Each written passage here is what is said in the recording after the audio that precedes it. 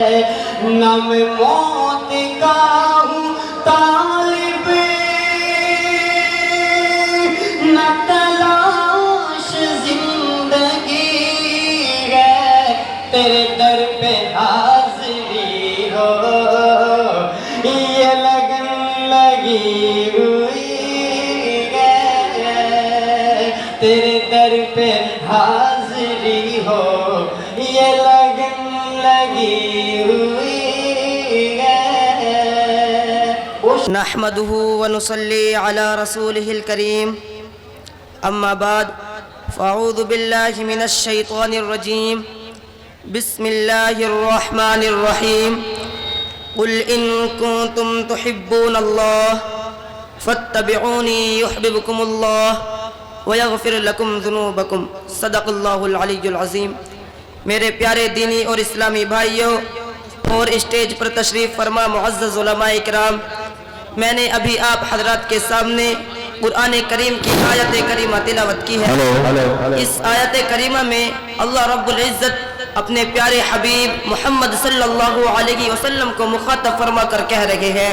اے پیغمبر، لوگوں سے آپ فرما دیجئے اگر تم اللہ سے محبت کرتے ہو تو میری اتباع کرو، اللہ تعالیٰ تم سے محبت فرمائے گا اور تمہارے گناہوں کو معاف فرما دے گا۔ یہ دنیا ایک امتحان گاہ ہے، ہمیں دنیا کی چند روزہ زندگی ملی ہے تاکہ آخرت کی زندگی ٹھیک ہو جائے، کیونکہ اصل زندگی آخرت کی زندگی ہے۔ اللہ تعالیٰ نے ہمیں جو دین دیا ہے وہ ہمیں بتلا رہا ہے، ہماری پوری زندگی امتحان گاہ ہے۔ ہم مسجد میں ہو تب امتحان گاہ میں ہے، گھر میں ہو تب بھی امتحان گاہ میں ہے کہ ہم سنت کے مطابق کھانا کھا رہے ہیں یا نہیں، گھر والوں سے شریعت کے مطابق سلوک کر رہے ہیں یا نہیں۔ اس امتحان کا نتیجہ آخرت میں سامنے آئے گا جب یہ دنیا کی آنکھیں بند ہو جائے گی اور آخرت کی اصلی آنکھ کھلے گی تو یہ چھوٹا سا عالم یعنی دنیا ہماری آنکھوں کے سامنے سے ہٹ جائے گا اور ایک بہت بڑا عالم یعنی آخرت ہمارے سامنے آ جائے گا۔ معزز سامعین، زندگی کو بہتر بنانے کا طریقہ، اس دنیا کی زندگی کو بہتر بنانے کا طریقہ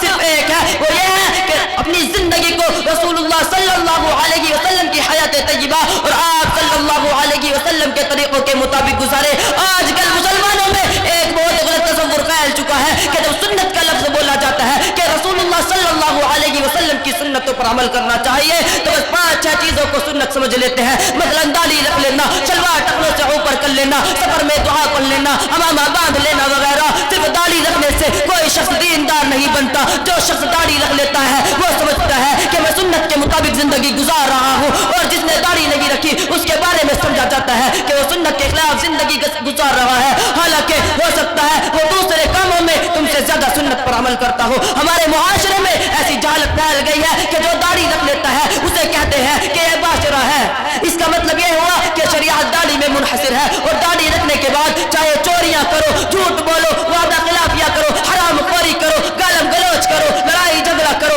یہ بہت بڑی جہالت ہے۔